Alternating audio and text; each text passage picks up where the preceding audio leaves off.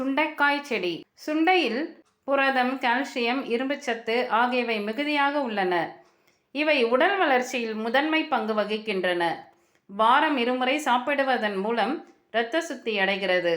சுண்டையானது ஓரளவு வளரும் பெருஞ்செடி வகையான முட்கள் கொண்ட தாவரமாகும். இதன் இலைகள் அகன்று விரிந்தும் சிறிய பிளவுகள் தென்படுவதாகவும் இருக்கும். இது வெள்ளை நிற பூக்களை கொண்டதாகவும் கொத்து கொத்தாக காய்க்கும் காய்களை கொண்டதாகவும் இருக்கும். மூலிகை மருத்துவத்திலும் சமையலிலும் பயன்படும் ஒரு செடியாகும்.